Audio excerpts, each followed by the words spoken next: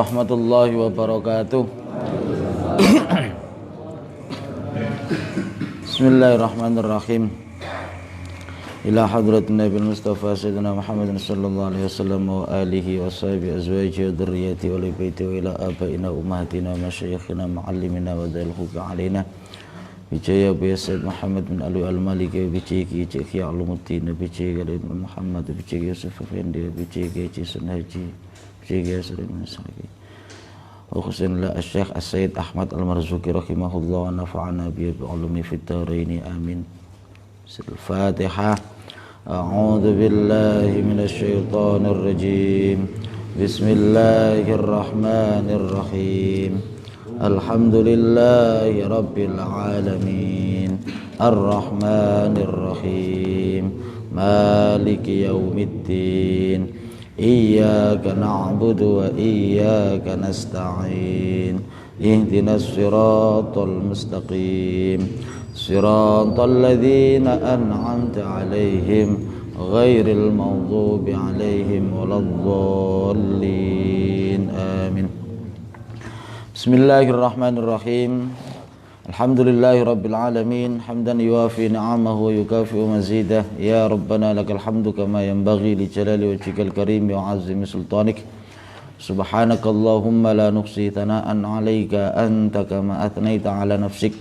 Allahumma salli ala sayyidina Muhammad al-Fatih lima ughliqa wal khatim lima sabaq nasiril suratikal mustaqim wa sallallahu alaihi wa alihi haqqa qadri wa miqdarihil azim. Allahumma anfa'na bima 'allamtana wa 'allimna ma yanfa'una wa zidna ilma walhamdulillahi ala kulli hal wa na'udzu billahi min hali ahlin nar. Amin ya rabbal alamin. Alhamdulillah, puji syukur kehadirat Allah Subhanahu wa taala. Apa nih? Mau rekam Bapak itu biar nanti pulang bisa diputar lagi sama istri. Ya.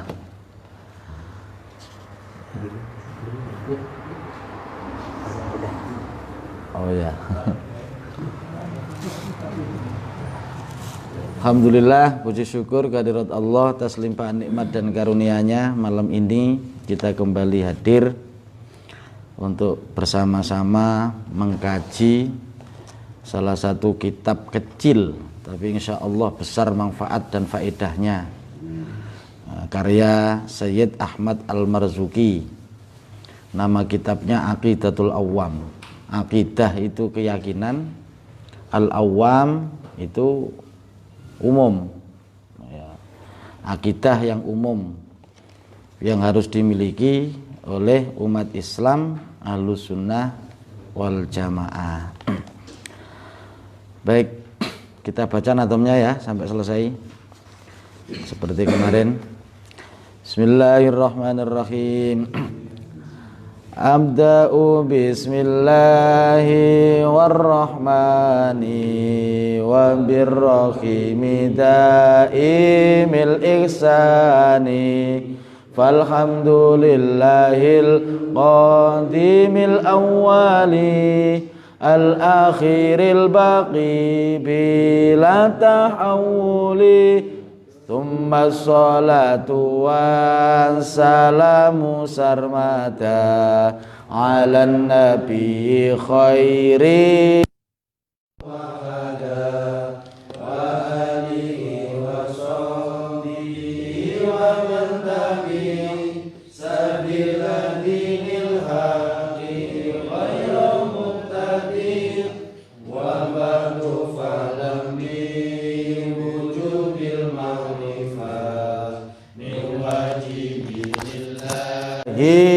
ishrina sifa fallahu mawjudun qadimun baqi mukhalifun lil khalqi bil itlaqi wa qaimun wa khay qadir muridun alimun bi kulli syai sami'unil basiru wal mutakallimu lahu sifatun sab'atun tantazimu faqudratun iradatun sam'un basar hayatunil ilmu kalamun istamar wa jaizun bi fadlihi wa adlihi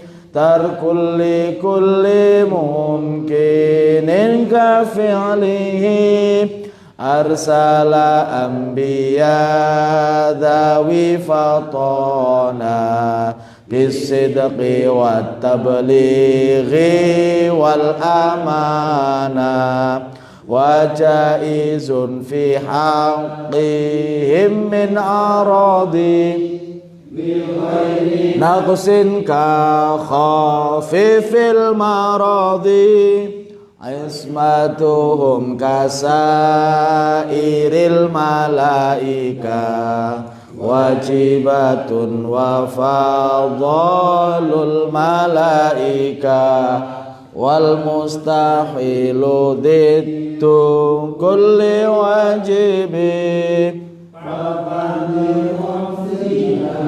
bi hukmi wajibi tafsilu khamsatin wa ishrina lazim kulla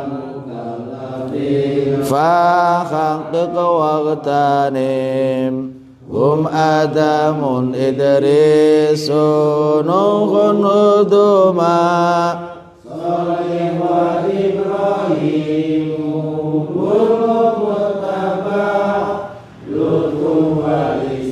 وإسماعيل إسحاق كذا يعقوب يوسف وأيوب اهتدى شعيب هارون وموسى واليسع ذو الكفل داود سليمان اتبع إلياس يونس زكريا يحيى عيسى وطه خاتم دغيا عليهم الصلاة والسلام كل ذي بلا أبي وأم لا أكل لا شرب ولا نوم لهم تفصيل عشر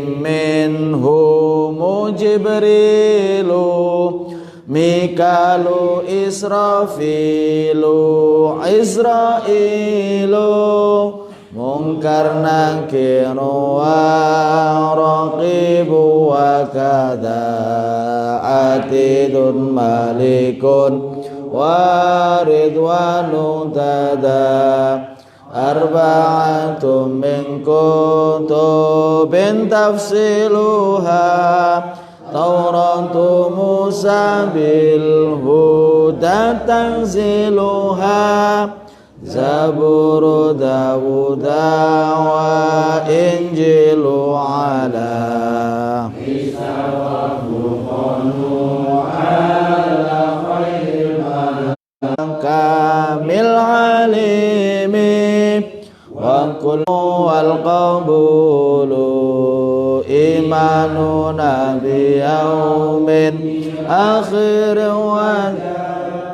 وكل ما كان به من العجب خاتمة في ذكر باقي الواجب مما على مكلف من واجب نبينا محمد قد أرسل للعالمين رحمة وفضلا أبوه عبد الله عبد المطلب وهاشم عبد مناف ينتسب وأمه آمينة الزهرية أرضاءه حليمة السعدية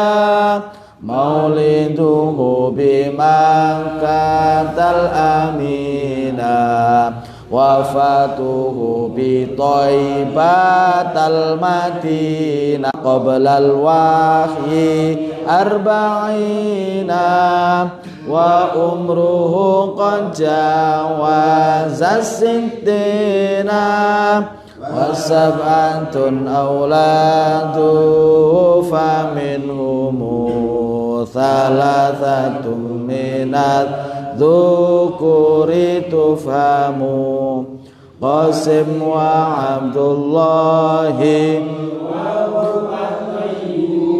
وطاهر بذين ذا يلقب أتاه إبراهيم من سوريا فأمه ماريا القبطية وغير إبراهيم من خديجة هم 6 فخذ بهم وليجا و4 من الإناث تذكر رضوان ربي للجميع يذكر فاطمة الزهراء بعلها علي وابنهما السبطان فضلهم جلي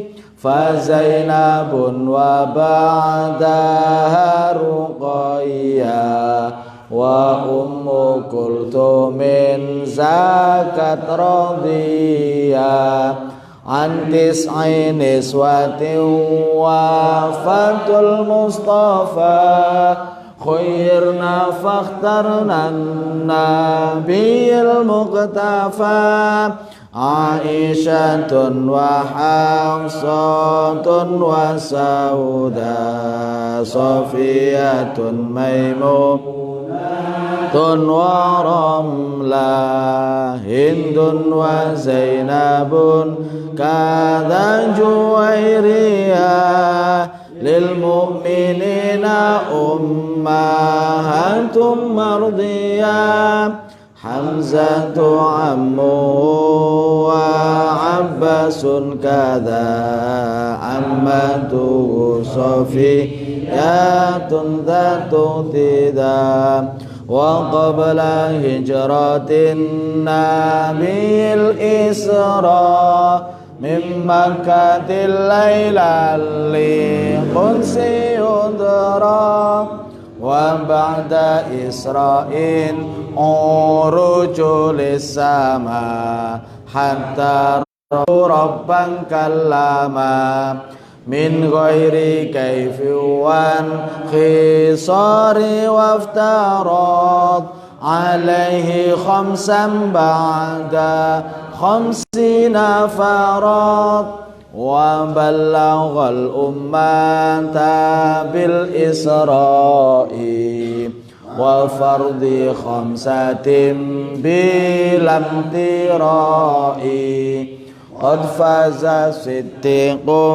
بتصديق له وبالعروج صدق وفأهله وهذه عقيدة مختصرة وللعوام سهلة ميسرة نظم تلك أحمد المرزوق من ينتمي للصديق المصدوق والحمد لله وصلى سلم على النبي خير من قد علم والآل والصحب وكل مرشد وكل من بخير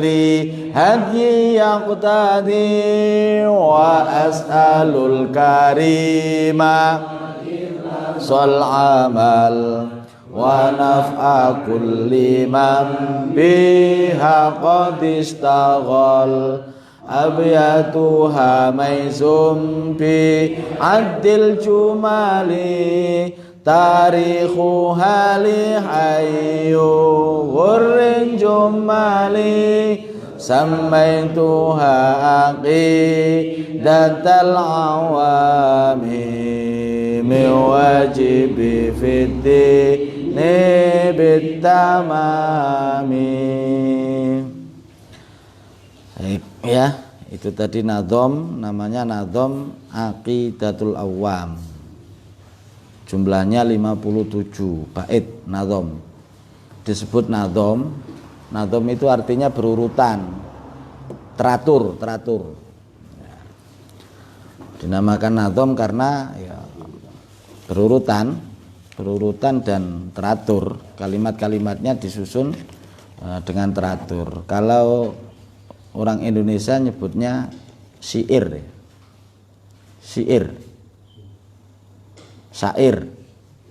bukan sihir. Wani wa birrahimi ta'imil ihsani. Falhamdu, maka segala puji lillahi bagi Allah. Nggak apa-apa yang pakai pensil atau harusnya pena aja ya. Ini kitabnya kitab udah diwakafkan apa gimana ini? Falhamdu, fa itu artinya maka, terus alhamdu segala puji lillahi bagi Allah, al-qadimi yang maha dahulu.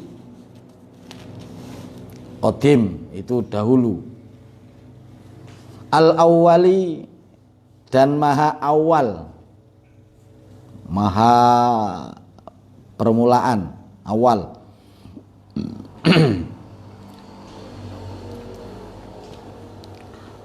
Al-akhiri, maha akhir. Kalau yang seperti itu kan nggak usah ditulis. Al-akhir ya artinya akhir, atau kasih sama dengan aja, seret-seret ya, berarti sama dengan atas gitu kan. Kayak ini nanti apa namanya, ngepek-ngepeki, menu-menui kitab. Jadi al-akhiri artinya akhir. Nah, jadi yang nggak tahu-tahu artinya aja, kayak al-awwalu yang maha awal, kan panjang itu. Jadi penuh al-awwal ya wis, yang maha awal. Al-akhiri dan maha akhir, al-baqi yang maha kekal.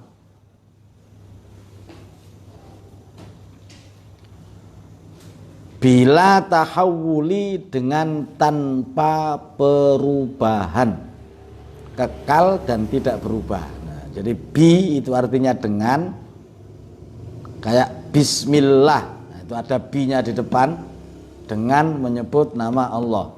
Nah, umumnya bi itu artinya dengan. Bila, la artinya tidak. Kalau digandeng bila berarti dengan tidak.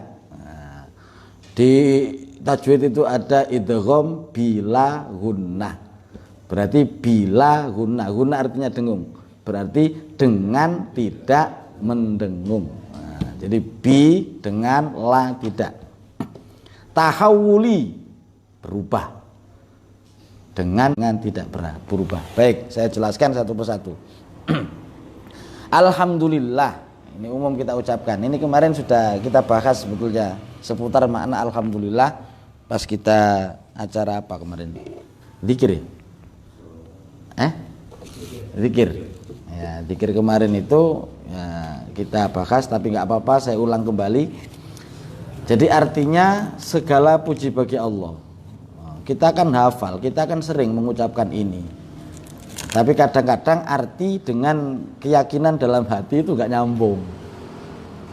Jadi alhamdulillah itu artinya segala puji. Puji-pujian apa saja, segalanya, semuanya itu pada hakikatnya lillahi, kepunyaan Allah subhanahu wa ta'ala. Maka jangan pernah sombong ketika dipuji, kembalikan pujian itu kepada pemiliknya, yaitu Allah Subhanahu wa ta'ala. Ada yang masih ingat kemarin puji dibagi berapa? 4 ya. Ada namanya qadim ala qadim, tak tulis noe cek enak. Waduh ya penghapus sih, ambil tisu nanti.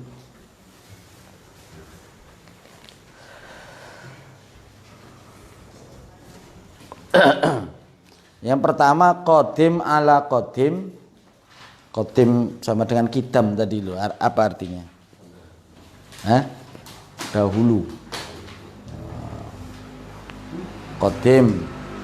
Jadi qadim ala qadim, hudus ala qadim, qadim ala hudus, hudus ala hudus. Dibolak-balik aja ini.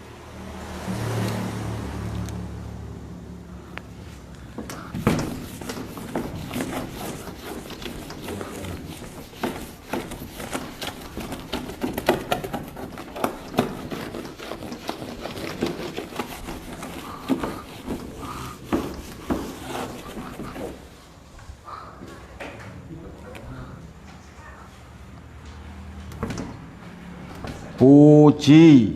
Nah, nulis puji itu seperti ini. Nah, fuji. Pegon. Puji itu sambil belajar ya.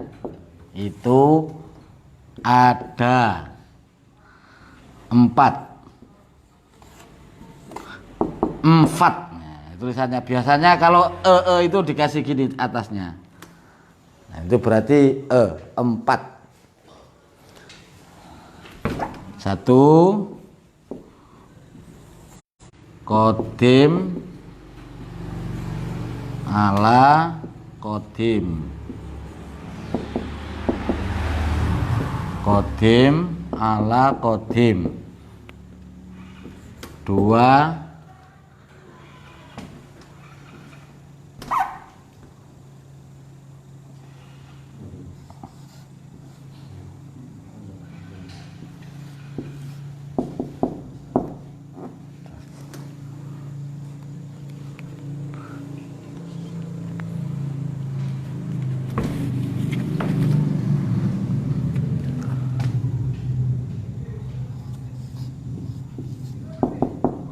hudus ala hudus.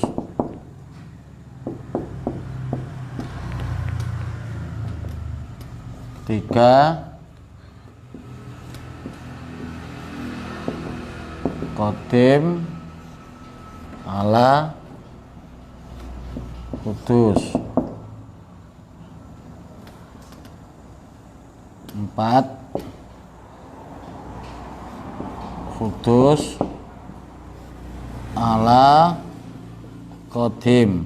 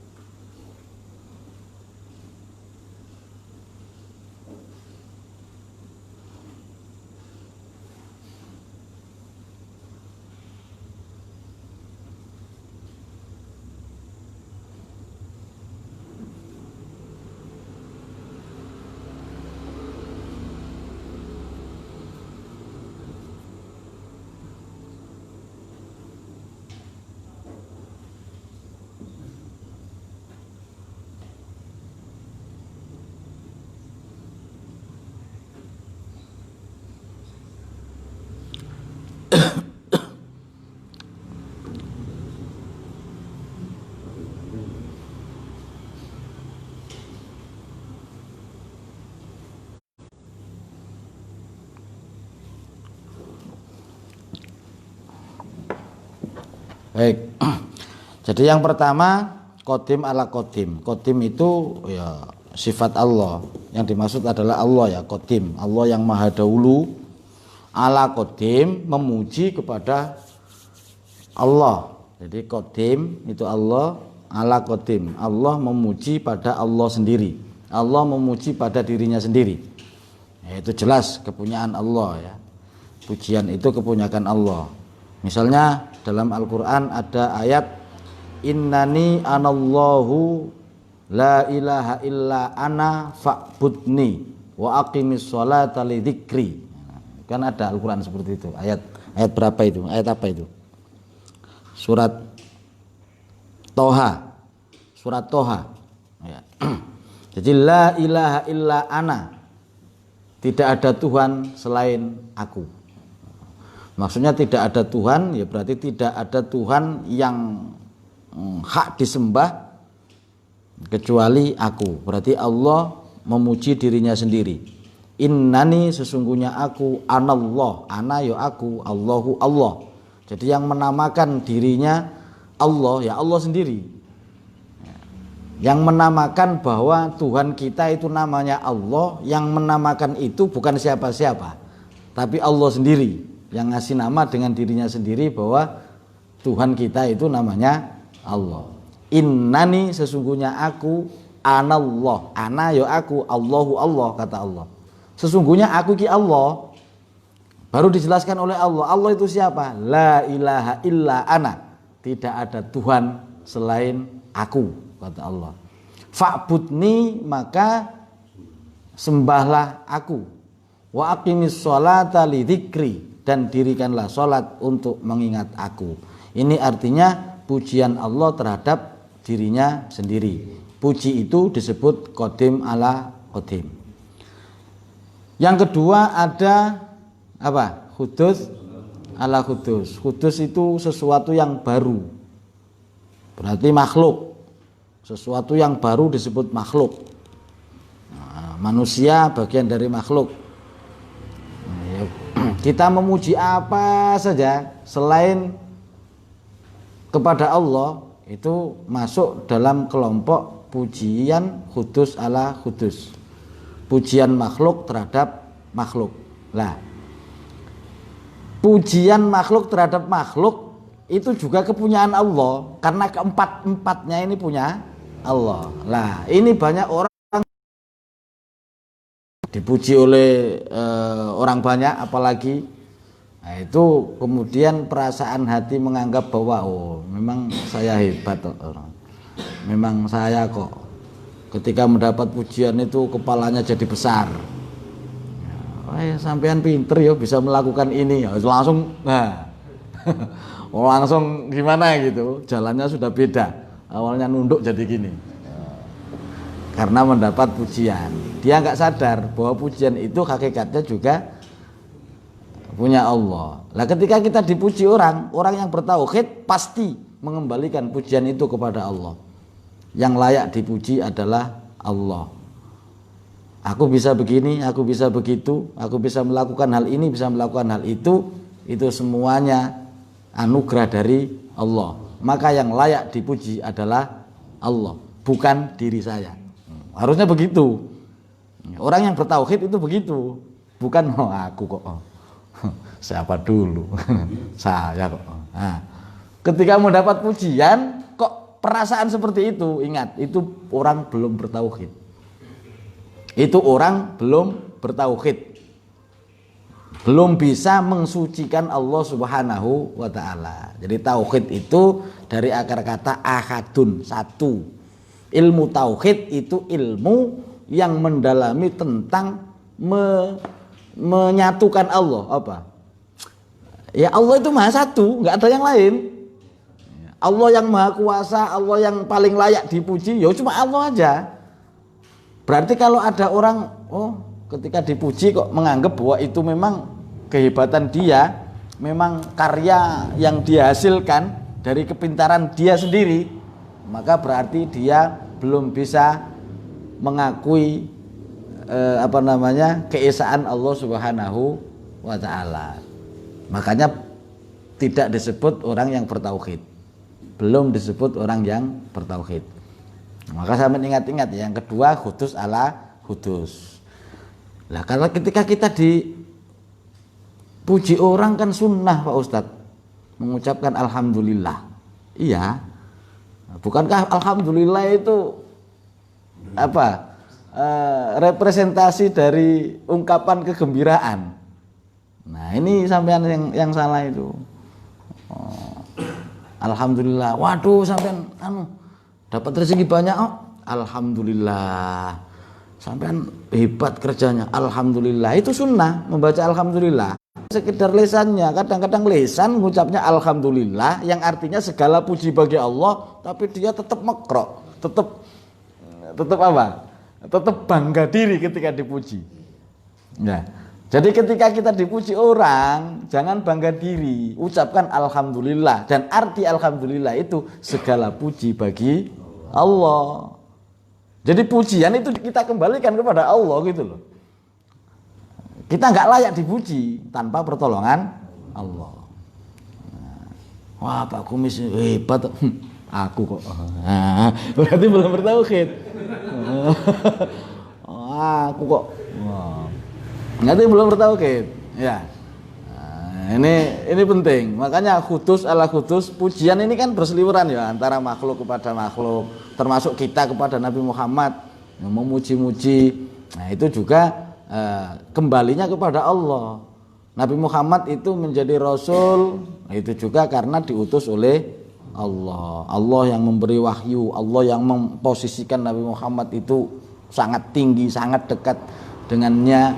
Nah, jadi kembalinya tetap kepada Allah. Paham ya? Nah, jangan diakui diri sendiri. Jangan mengambil sesuatu yang bukan hak kita. Punya Allah kita rampas. Berarti kita belum kenal Allah. Ya, makanya ada mengenal Allah itu penting. Dengan cara apa? Kalau dalam ilmu tasawuf itu ada ungkapan begini. Man arafa rabbahu faqad arafa nafsahu. Man arafa nafsahu faqad arafa rabbahu. Barang siapa yang mengenal dirinya, maka dia kenal Allah. Kalau dia tidak kenal dirinya, maka dia tidak kenal Allah Subhanahu wa taala. Kenal, makrifat. Sering toh mendengar orang makrifat. Nah, itu artinya makrifat itu orang yang sudah kenal. Kenal dengan siapa? Ya, kenal dengan Allah. Bagaimana cara mengenal Allah? Kenali diri sendiri. Gimana caranya Pak Ustaz? Soalnya banyak manusia itu yang tidak kenal dengan dirinya sendiri. Dirinya sendiri itu siapa? Kita ini sebetulnya siapa? Awalnya tidak ada.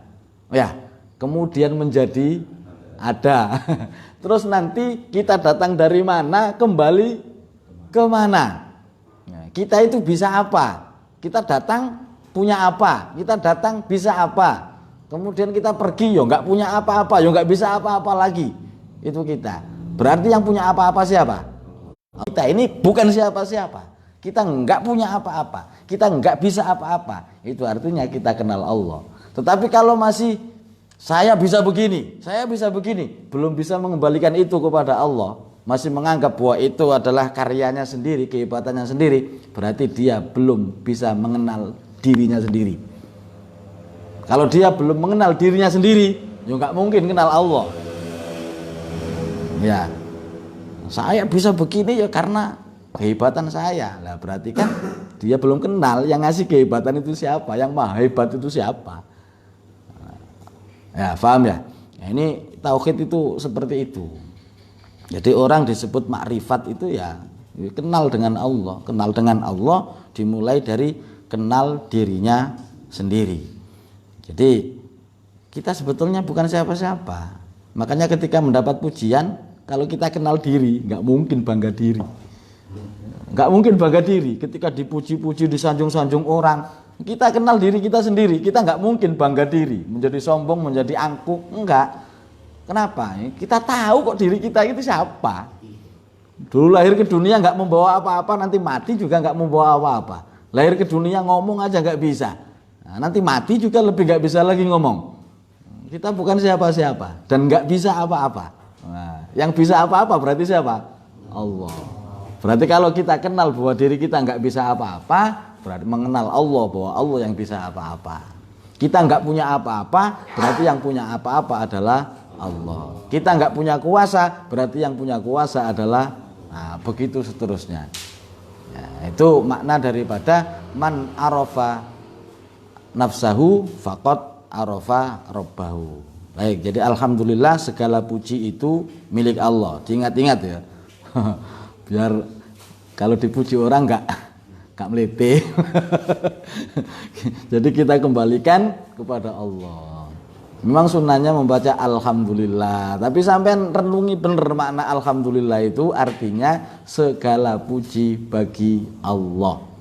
Berarti segala pujian itu miliknya Allah.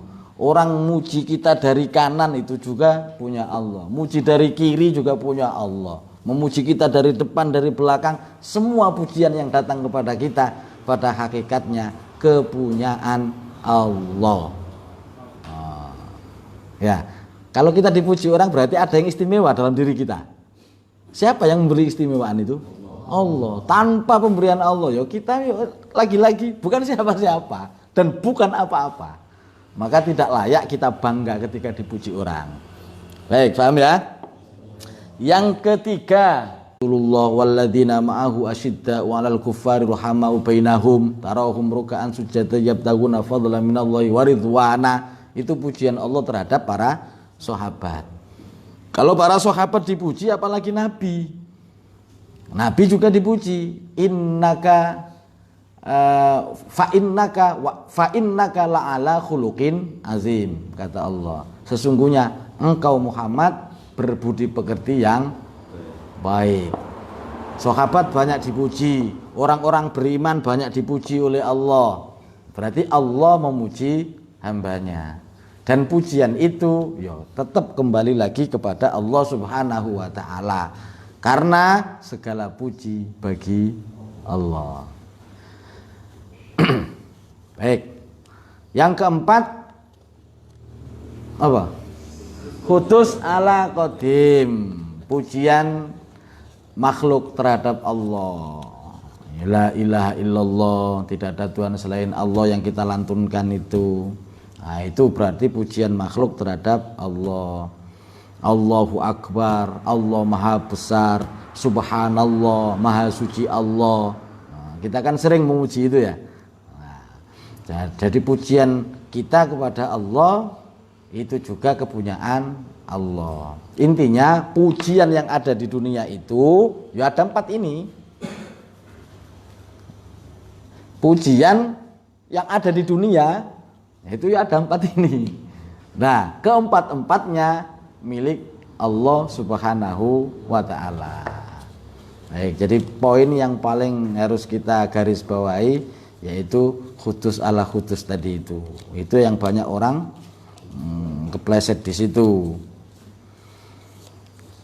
Alhamdulillah, lafaz alhamdulillah itu benar-benar kita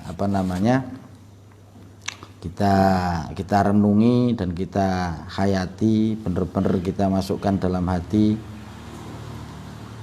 Baik, kemudian al-qadimi, setelah falhamdulillah maka segala puji lillahi bagi Allah. Allah yang mana? Ya, kalau misalnya ada pertanyaan, yang punya segala puji itu katanya Allah. Allah itu siapa? Makanya kemudian disifati al-qadim, Allah yang maha. Kadang-kadang orang kalau pertama kali belajar ini itu di dalam hatinya muncul pertanyaan.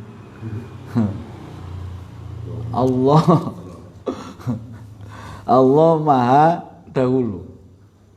Ya, sebelum ada Allah ada apa? Itu pertama. Terus kapan adanya Allah itu? Ya, kapan adanya Allah itu? Mulainya kapan? Sebelum ada Allah itu ada apa? Nah, itu sering pertanyaan itu mengganggu. Ya, maka ketahuilah kita cukup meyakini bahwa kalau Kiai Ahmad Marzuki ini mengatakan bila tahawuli, Allah maha dahulu dan tidak ada perubahan. Sebelum ada Allah, ya wallahu a'lam, akal kita nggak menjangkau ke sana. Akal kita yang dibikin oleh Allah nggak nyampe. Bukan berarti nggak masuk akal. Ya, bukan berarti nggak masuk akal. Ada saatnya nanti Allah beri pemahaman kepada kita. Nanti ketika kita masuk di surga. Sekarang saja masih di dunia saja banyak sesuatu yang kita nggak masuk akal. Akal kita nggak nyampe karena nggak tahu ilmunya. Masa ngomong di sini kedengar sampai Jakarta? Gimana kisahnya? Nah.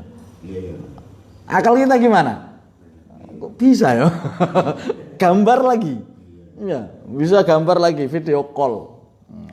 Banyak sesuatu yang kita nggak paham, akal kita nggak nyampe ke sana. Nah, apalagi Allah itu ghaib, yang tidak bisa diindra oleh mata, tidak bisa dengar oleh telinga, ghaib. Tapi wajib kita imani bahwa Allah itu ada dan dahulu. Kalau ada yang mendahului berarti bukan Allah. Ya, berarti ada yang menciptakan kan? Yang diciptakan sama yang menciptakan duluan mana? Duluan yang menciptakan. Makanya ketika terjadi perdebatan antara Nabi Musa dan Fir'aun, nah, itu kan ketika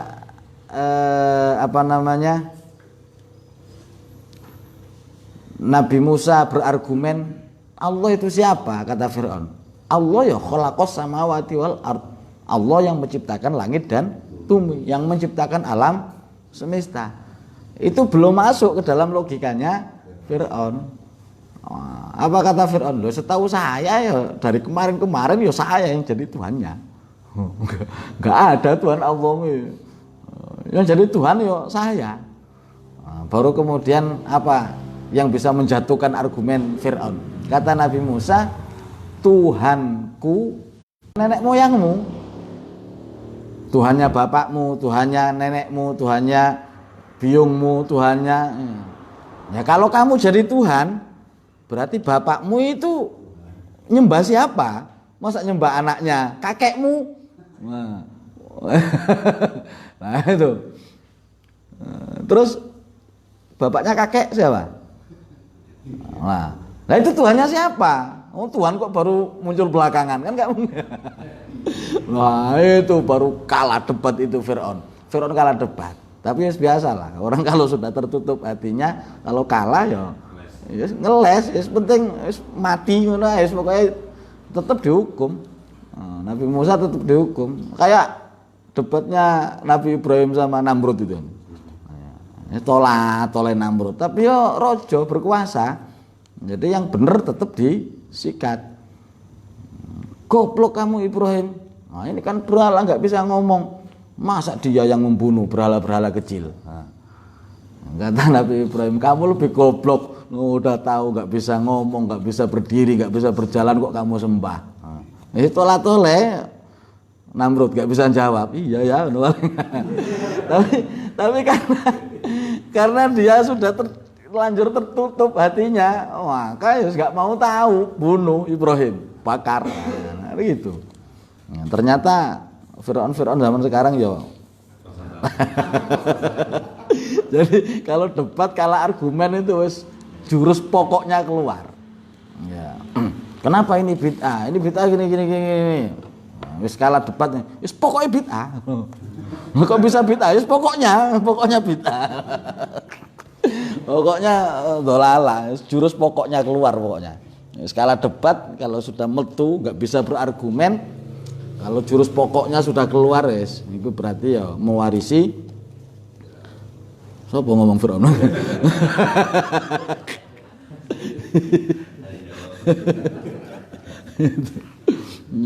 Ya wong kan nek kalah ya wis kalah argumen ya wis meneng ngono ae, gak usah ada pokoknya. Itu kan berarti egonya tinggi to. Banyak orang seperti itu. Diantar pokoknya. Jadi Al-Qadim yang dahulu dan tidak berubah bila takawuli.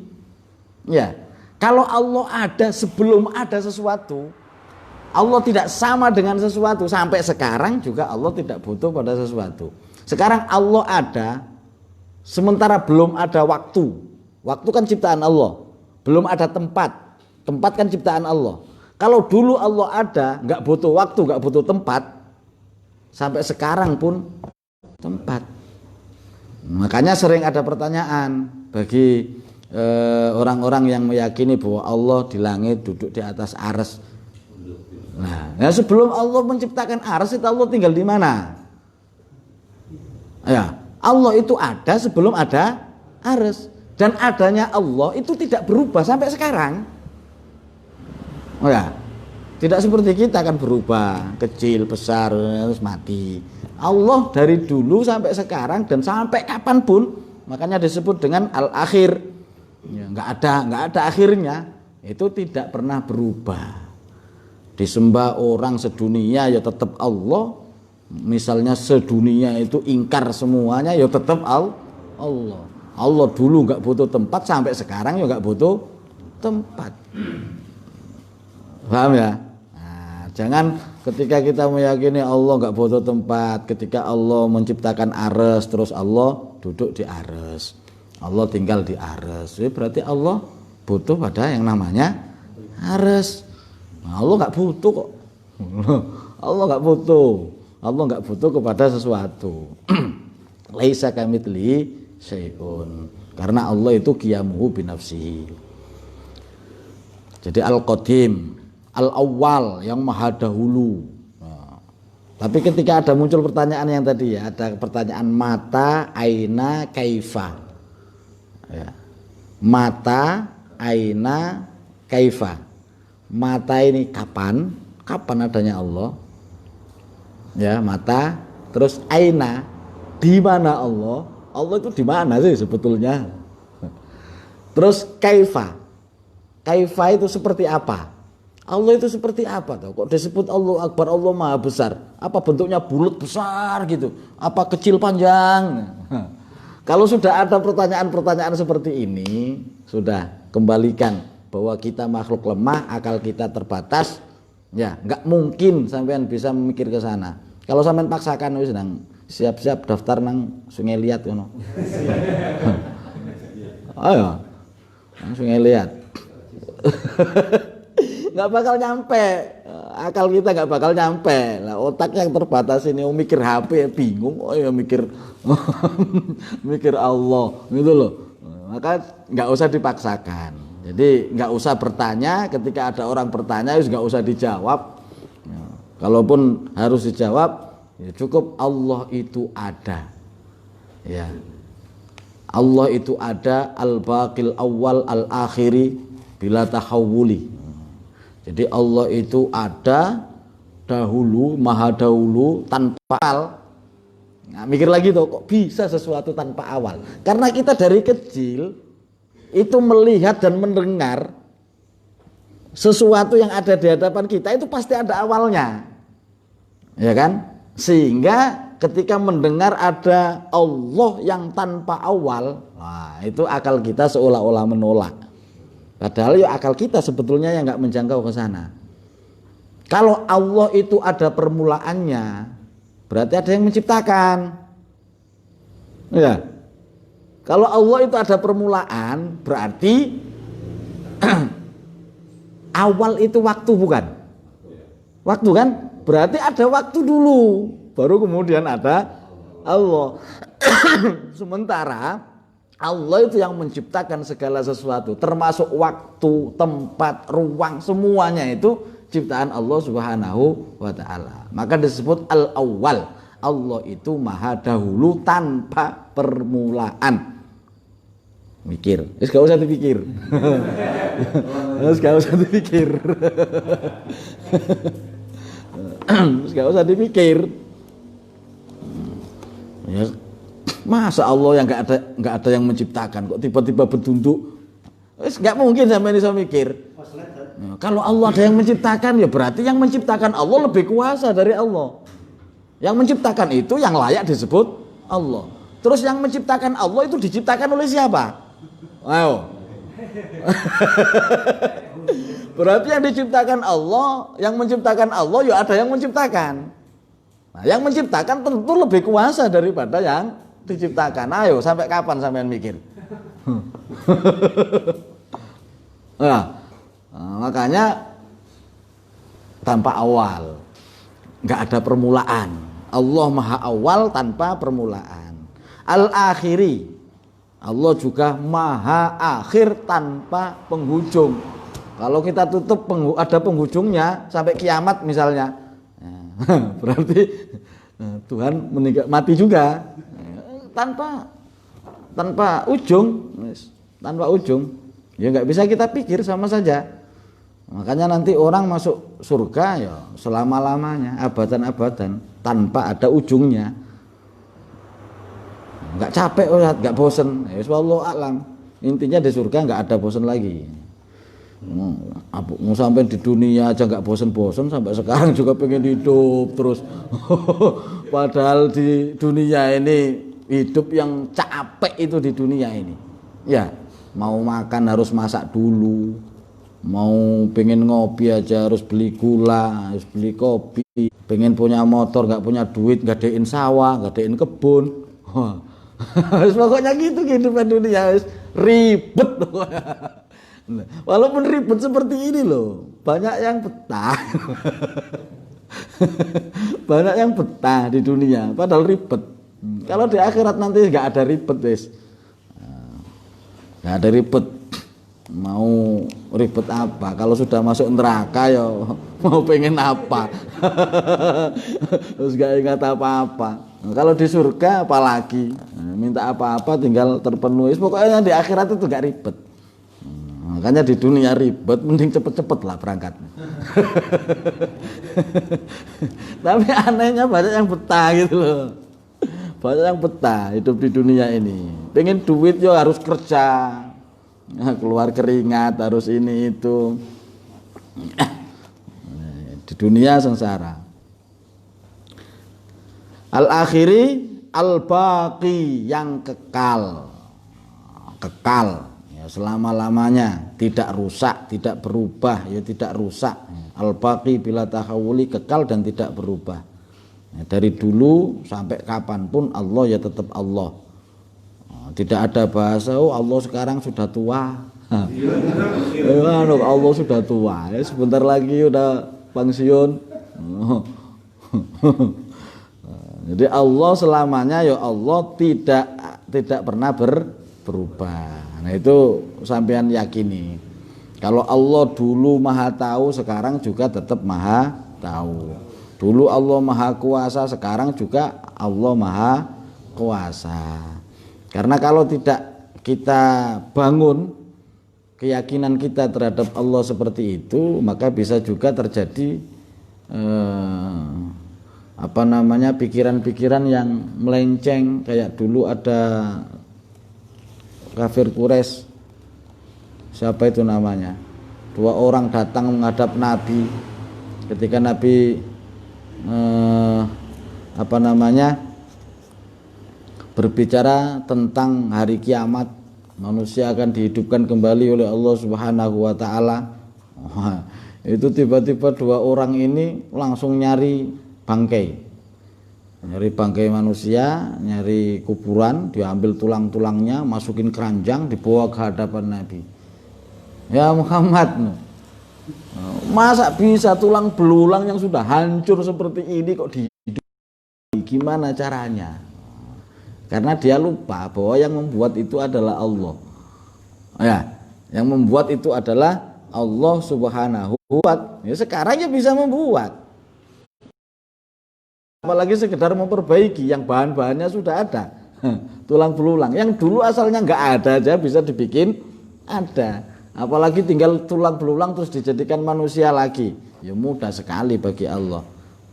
Idza aradallahu syai'an ayyaqula lahu kun fayakun. Kalau Allah menghendaki sesuatu tinggal mengatakan kun. Wis ngono. Kun itu artinya jadilah. Fayakunu, maka jadi. Jadi orang kan biasanya pemahamannya kun fayakun itu satu kalimat yang ketika Allah itu mengucapkan misalnya pengen HP ya kun fayakun jadilah HP. Enggak, ya cukup kun, maka fayakun. Fayakun itu artinya jadi. Kun, maka jadi apa yang diinginkan Allah Subhanahu wa taala. Nah, kun itu artinya jadilah. Nah, baik. Satu bait lagi. Bismillahirrahmanirrahim. Tsumma sholatu wassalamu sarmada 'alan nabi khairi man qad wahada. Kemudian Syekh Ahmad Marzuki membaca sholawat, menyampaikan sholawat dan salam alan nabi kepada Nabi Muhammad sallallahu alaihi wasallam khairiman, sebaik-baik manusia. Man itu manusia, orang. Khairi, khairun itu baik. Khairiman sebaik-baik manusia. Qad wahada. Jadi sebaik-baik manusia sungguh tidak ada lawannya, tidak ada tandingnya. Jadi nggak ada lawannya. Nabi Muhammad itu manusia yang paling sempurna, nggak ada kembarannya lah. Paling sempurna penciptaannya, paling sempurna akhlaknya, paling sempurna ya segala-galanya paling sempurna. Itu Nabi Muhammad Shallallahu Alaihi Wasallam, sehingga tidak ada makhluk yang bisa menyamai kemuliaannya Nabi Muhammad, yang bisa menyamai penciptaannya. Ya apa? Semuanya yang ada pada Nabi Muhammad. Kalaupun 1-2 sifat ya mungkin ada. Ya, 1-2 sifat itu pun tetap tidak sesempurna Nabi Muhammad Shallallahu Alaihi Wasallam. Makanya kata siapa pengarang Burda itu? Imam Busiri. Sanjunglah Nabi Muhammad setinggi-tingginya. Sesuka kamu, silakan. Kamu sanjung, kamu puja-puja, silakan. Setinggi-tingginya, tidak apa-apa. Asal satu, jangan dianggap sebagai Tuhan. 2, jangan dianggap sebagai anak Tuhan. Selain itu silakan. Mau dibilang Nabi Muhammad kekasih Tuhan, pacarnya Tuhan, orang yang paling mulia di sisi Tuhan, silakan setinggi-tingginya. Asal jangan dianggap menjadi Tuhan dan anak Tuhan seperti orang Nasrani dan Yahudi. Kalau orang Nasrani kan mengatakan Isa ibnullah. Orang Yahudi juga begitu, mengatakan siapa? Uzair ibnullah, Uzair anak Allah. Jadi Nabi Muhammad bukan Tuhan, Nabi Muhammad juga bukan anak Tuhan. Nah, makanya kita lihat pujian terhadap Nabi itu sampai sekarang. Kitab-kitab kalau misalnya kita kumpulkan, kita susun, ini loh gak muat. Solawat-solawat yang disusun oleh para ulama itu gak bisa kita hitung. Gak bisa kita hitung. Setebal ini misalnya apa? Simtud Duror, itu sanjungan kepada Nabi Muhammad. Setebal ini pula ada Barzanji, ada Ad-Daibai, ada Dhiaul Lami, macam-macam.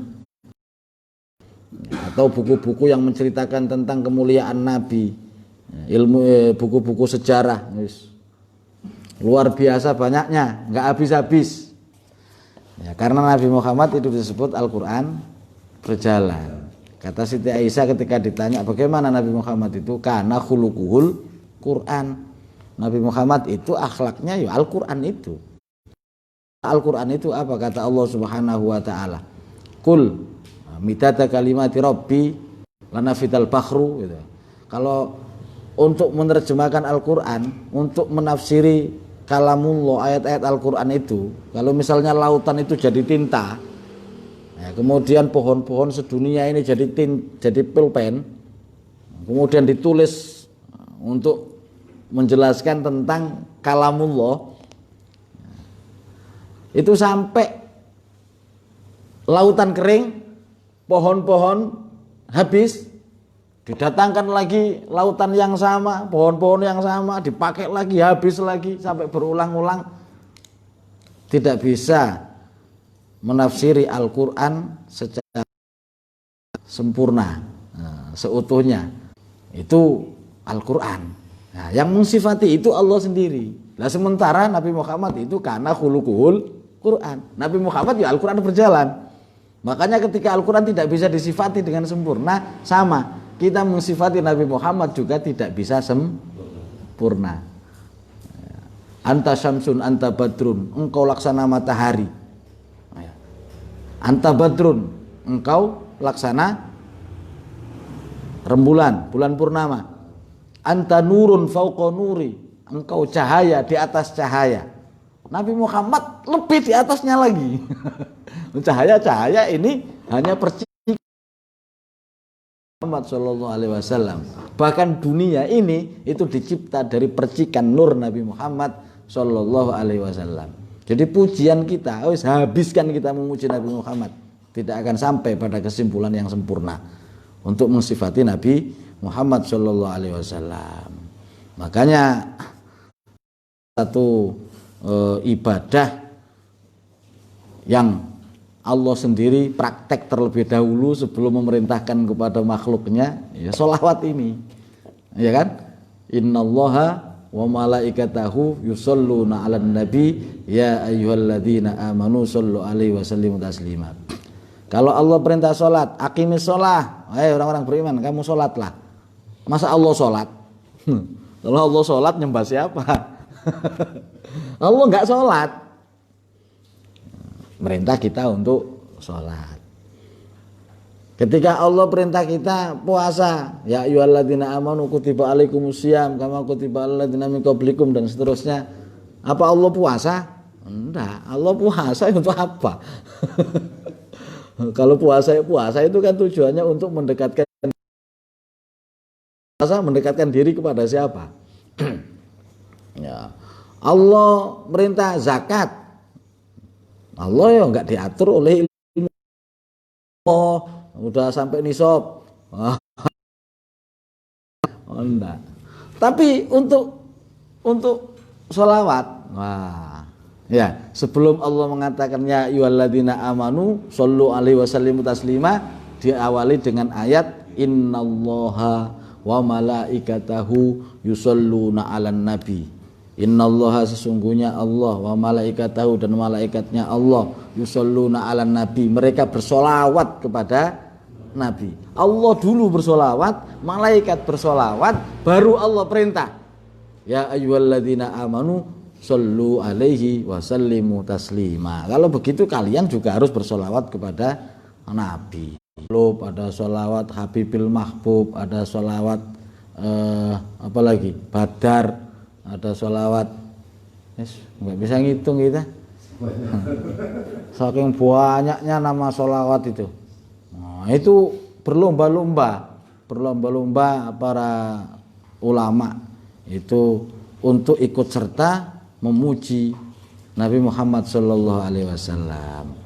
Nah, karena pujian kita setinggi apapun belum bisa menandingi pujian Allah kepada Nabi Muhammad. Apa artinya pujian kita? Pujian Allah kepada Nabi Muhammad yang tadi itu ya, yang qadim ala khutus tadi, wa innaka la'ala khuluqin azim. Engkau Muhammad itu berbudi pekerti yang luhur, dipuji langsung oleh Allah Subhanahu wa ta'ala. Lah pujian kita apa artinya dibandingkan dengan pujian Allah Subhanahu wa ta'ala? Nah, itu sholawat. Nah, luar biasa sholawat. Sampai Abuya yang menyarahi kitab ini, ya, yang dirangkum, dikumpulkan, dicatat dan ditulis menjadi buku Syarah Jala'ul Afan, Abuya Said Muhammad bin Alwi Al-Maliki. Kan ditanya, ini sering saya sampaikan ya, Allah lagi ngapain? Allah sekarang lagi ngapain? Ya, bingung lagi kita mau jawab apa ya. Untungnya kita sudah pernah mendengar. Nanti kalau ada orang pertanyaan nanya seperti itu, ya jawabannya ya ngikuti jawabannya Buya. Apa? sedang bersolawat. Allah sedang bersolawat. Pernah ditanya Allah sekarang sedang ngapain? Ya Abu ya orang ilmunya luas, pemahaman agamanya luar biasa. Ya, dengan santai dia menjawab, ya Allah sekarang bersolawat. Kalau sekarang saya tanya kepada jenengan sampean, Allah sekarang lagi ngapain? Ya sedang bersolawat. Jawabannya sedang bersolawat. Orang yang tanya mesti kaget mendengar jawaban itu. Loh, kok bisa? Kok bisa sedang bersolawat? Dari firman Allah sendiri, Innallaha wa malaikatahu yusholluna 'alan nabi. Dari kata yusholluna dari akar kata sholla. Kalau sholla fi'il madhi. Kalau yusholluna fi'il mudhari, ada tambahan ya mudhoro'ah. Ngerti kan? Ada ya di depannya namanya ya mudhoro'ah, menandakan bahwa ini adalah fi'il mudhari. Dan fi'il mudhari itu menunjukkan arti sedang dan yang akan datang. Kalau fi'il madhi telah lampau. Misalnya saya sudah, berarti sudah lewat. Kalau saya telah minum, saya sedang minum, nah berarti sekarang. Kalau saya akan minum, berarti yang akan datang. Nah, kalau fi'il madhi menunjukkan arti yang telah lampau. Kalau fi'il mudhari itu menunjukkan arti sekarang dan yang akan datang. Yusholluna itu fi'il mudhari, berarti artinya sedang dan akan bersolawat kepada Nabi. Berarti sekarang dan seterusnya. Itu arti daripada yusholluna 'alan Nabi. Ya.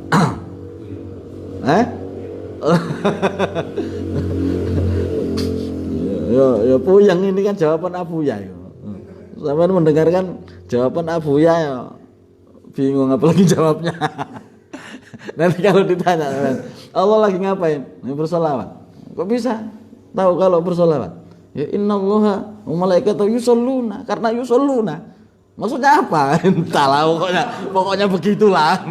Pokoknya yusholluna. Nah, ada fi'il madhi, ada fi'il mudhari. Nah, itulah hebatnya bahasa Arab itu. Satu kata itu bisa kurang lebih berkembang menjadi 380 kata dari satu kata. Ya, fa'ala artinya bekerja. Nanti dikias secara istilah itu ada fa'ala yaf'ulu fa'lan wa maf'alan fa'ilun wa dzaka maf'ulun, ada uf'ul la taf'ul maf'alun mif'alun. Ini baru tsulati mujarrad yang wazannya fa'ala yaf'ulu. Belum lagi nanti ada wazan fa'ala yaf'ilu, ada fa'ala yaf'alu, ada fa'ala yaf'ulu, ada aiu. Yaf'ulu, yaf'ilu, yaf'alu. Itu sudah menjadi 14 kata. Ya, ini artinya sudah berbeda. Fa'ala fi'il madhi, sudah bekerja dan akan bekerja. Fa'lan pekerjaan, wa maf'alan masdar mim juga pekerjaan. Maf'ulun yang dikerjakan. Maf'ulun terus apa? Maf'alun, mif'alun. Ada alat bekerja, tempat bekerja, waktu bekerja. Ini jadi 14. Ini itu masih dikembangkan lagi. Fa'ala sudah bekerja. Siapa yang bekerja? Satu orang laki-laki. Dikias ke bawah. Jadi fa'ala, fa'alu, fa'alat, fa'alata, fa'alna, fa'alta, fa'altuma, fa'altum, fa'alti, fa'altuma, fa'altu, fa'alna. Kalau fa'ala satu laki-laki. Satu orang laki-laki telah bekerja. Telah karena fi'il madhi. Kalau dijadikan dua orang, fa'ala ada tambahan alifnya. Fa'ala pendek kan? Fa'ala pendek. Kalau fa'ala ada alifnya, berarti dua orang laki-laki. Fa'alu pakai wawu sama alif, berarti banyak orang laki-laki. Kalau fa'alat yang bekerja satu orang perempuan. Fa'alata dua orang perempuan. Wah, ini berkembang. Ini baru fi'il madhi. Nanti fi'il mudhari juga begitu. Yaf'ulu kan tadi kan? yaf'ulu, yaf'ulani, ya dikembangkan lagi menjadi beberapa kata. Jadi satu kata dalam bahasa Arab bisa menjadi 380 kata. Ya, lama cek belajarnya cek.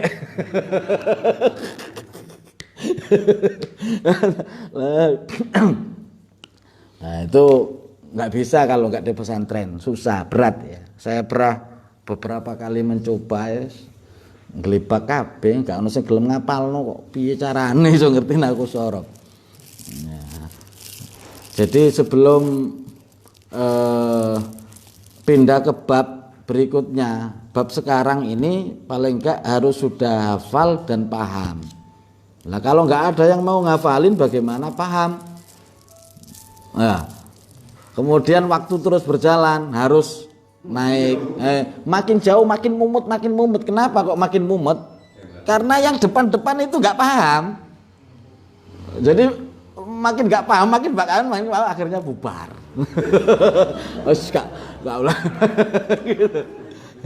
Jadi kalau pertama sudah paham, nah kedua paham lagi, itu makin lancar, makin enak belajar itu. Oh, ini pasangannya ini tahu pasangannya, gitu kan? Tapi kalau yang pertama sudah lupa, wis lah bubar. Nah kalau nyawang sampean delok potongannya wis gak jamin. Enggak, masalahnya waktu. Aku ngatain sampean bodoh nunda, cerdas kok. cuma waktu.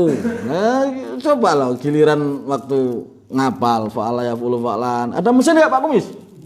Udah tinggal lagi. Wa fa'alan fa fa'ilun, ada baut. Udah. Mungkin anaknya minta jajan, istrinya ngomel karena uang belanja kurang, wis susah. Nah, sekarang yang penting paham.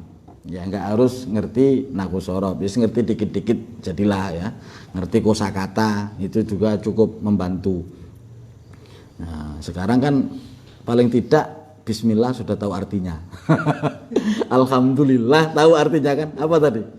Segala puji bagi Allah. Nanti kalau yang masih muda-muda kayak nanti sampai gak paham ya wis. Alamat gak bakal paham nanti kalau sudah nikah.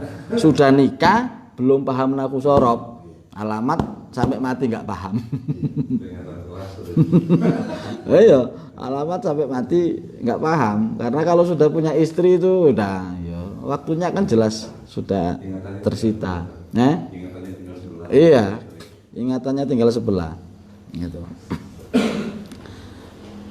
Ya, jadi membaca sholawat kepada Nabi Muhammad SAW. Jadi pertama Syekh Ahmad Marzuki memulai, dan ini atas bimbingan Rasulullah ya, memulai nadhamnya dengan membaca Bismillahirrahmanirrahim, kemudian Alhamdulillah, dan yang ketiga membaca sholawat.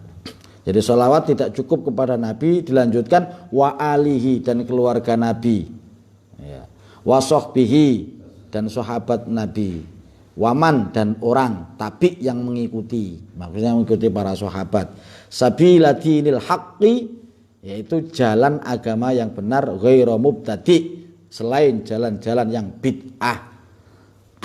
Jalan-jalan bid'ah itu jalan-jalan yang jauh nyimpang daripada agama, daripada pokok-pokok agama.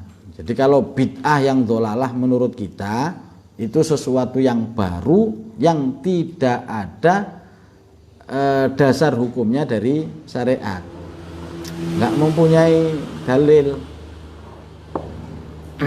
Selama masih ditemukan dalil dan tidak bertumburan dengan syariat, maka sesuatu itu bukan disebut bid'ah dholalah, bukan disebut bid'ah dholalah, karena masih ada landasan hukum. Muhammad suruh mendoakan kita kepada orang-orang yang sudah meninggal dunia. Bahkan Nabi Muhammad mencontohkan, makanya sholat jenazah aja Allahumma gfir lahu warhamhu wa'afihi wa'fu anhu, itu doa untuk siapa? untuk jenazah kan. Allah maghfir lahu, ya Allah ampuni yang meninggal dunia. Berarti doanya orang yang masih hidup sampai kepada yang meninggal dunia. Tidak sebatas anaknya saja. Kan ada orang menganggap, oh ya kalau anaknya yang mendoakan nyampe, kalau orang lain nggak nyampe, loh kata siapa? Allah maghfir lahu warhamhu, itu doa kita sholat jenazah. Jenazah siapa saja ya kita doakan itu. Bapak kita ya kita itu yang baca, tetangga kita ya kita baca itu. Allah maghfir lahu warhamhu wa'afi'afu anhu. Nah, jadi kirim doa kepada orang meninggal ada dalilnya. Baca Yasin untuk orang meninggal ada dalilnya enggak? Ya ada. Lakinu mautakum bisurah Yasin. Lakinu mautakum Iqra'u Yasin ala mautakum. Iqra'u Yasin ala mautakum. Bacalah Yasin kepada orang-orang mati kalian. Nah, berarti nyampe. Terus ada la ilaha illallah. Masa la ilaha illallah enggak ada dalilnya? La ilaha illallah, la ilaha illallah, masa enggak ada dalilnya? Nah, udah enggak perlu dijelaskan. Ratusan dalil terkait dengan itu. Terus dalam tahlilan juga ada baca sholawat, ada enggak? Ada. Nah, apalagi ada sholawat yang aku seneng itu. Kalau daerah Kubak Padang Mulia itu yang Allah lim ala, bukan itu, yang penutupannya. Yang penutupannya setelah doa terus lang kamali itu loh, apa Jar?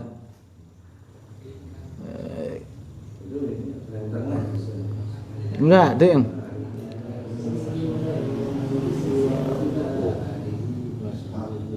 Adata kamalillahi wa kama yaliku bi kamalihi. Itu dibaca bareng-bareng enak. Apa sholawat enggak ada dalilnya? Baru kita bahas tadi. Allah aja sekarang bersolawat.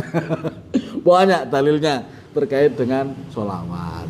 Ada subhana rabbiyal subhana bihamdi subhanallahil azim. Nah, itu juga baca tasbih. Apa enggak ada dalilnya? Banyak, sedabrek dalilnya. Terus nyari-nyari alasan lagi. Yang enggak boleh itu menggabung jadi satu itu loh. Jadi tahlilan itu dipetol-petol ayatnya. Pertama baca Al-Qur'an, terus Fatihah, terus beberapa ayat awal surat Al-Baqarah, terus lompat ayat kursi, terus lompat dilompat-lompat. Ya, menggabungkan amalan-amalan itu yang tidak pernah dilakukan oleh Rasulullah, berarti bid'ah.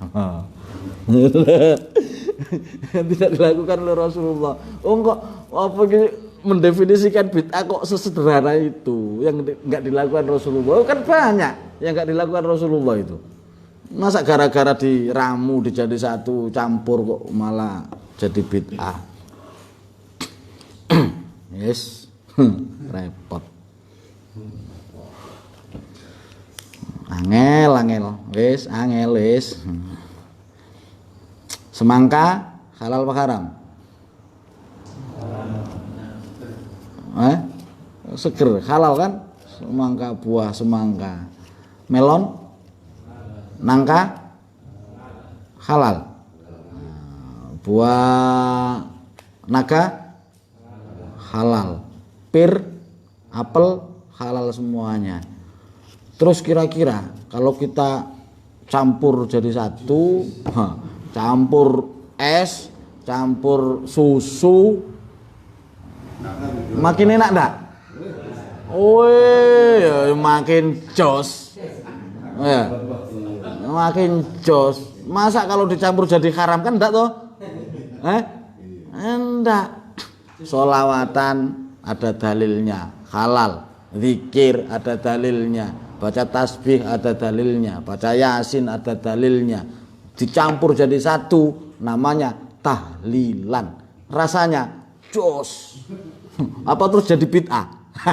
Aneh. Apa terus jadi bid'ah? Kan ya enggak. Ya namanya aja berubah jadi tahlilan. Ya. Kayak buah tadi itu ada semangka, ada nanas, ada melon, ada apel, dicampur jadi satu, namanya berubah jadi jus buah. Sop buah. Namanya berubah, tapi ya tetap halal. dan seger. Seger. Cabe ku nek sampean pangan ijen. Ayo siapa yang berani? Ya enggak enak wis. Nah, bawang merah yo enggak enak. Bawang putih kalau enggak lagi sakit untuk obat, siapa yang mau makan bawang putih? Paling orang sakit untuk obat. Enggak enak rasanya. Tapi coba kalau dicampur jadi satu, jadi sambal pecel lele. Kasih garam, kasih campur jadi satu. Jadi nikmat luar biasa. Barang yang enggak enak dicampur diramu jadi satu jadi enak. Nah, jadi sampean enggak usah repot dalil, udah gitu aja kalau misalnya ditanya orang. Dalilnya pakai dalil itu aja. Dalil sop buah sambal pecel lele. Dalil sop buah sama dalil pecel lele. Jadi kepada para sahabat, itu juga tanpa para sahabat ya agama nggak nyampe kepada kita. Jadi setelah Rasulullah wafat, yang melanjutkan dakwah adalah para sahabat. Sahabat meninggal dunia, dilanjutkan yaitu para tabi'in, dilanjutkan lagi tabi'ut tabi'in, ulama salaf, kholaf. Akhirnya makanya di sini ada khairiman qad wahada. Ada waman tabi, ya, ada waman tabi dan orang-orang yang mengikuti jalannya. Dilanjutkan oleh para ulama. Enggak ada para ulama ya agama yes mati, gampangannya gitu kan. Makanya ulama disebut warasatul anbiya, pewarisnya para nabi, yaitu para ulama. Yang mewarisi nabi itu bukan orang sembarangan. Jadi kalau para habaib itu mewarisi nasabnya, darahnya, garis keturunannya. Kalau ulama mewarisi ilmunya. Nah, dua-duanya wajib kita muliakan. Beracun darahnya. Makanya jangan berani-berani sama ulama. Jadi wa ali wa sobi wa man tabi. Nah, karena mereka mengajak kepada sabiladinil haqqi ghaira mubtadi, yang terus mengajak kepada jalan agama yang hak, yang benar, selain bid'ah, ajaran-ajaran sesat, ajaran-ajaran yang bertentangan dengan hukum-hukum syariat. Wallahu a'lam bishawab. Al-Fatihah. A'udzu billahi minasyaitonir rajim. Bismillahirrahmanirrahim. Alhamdulillahi rabbil alamin. Ar-Rahmanir Rahim. Maliki yaumiddin. Iyyaka na'budu wa iyyaka nasta'in. Ihdinas siratal mustaqim. Siratal ladzina an'amta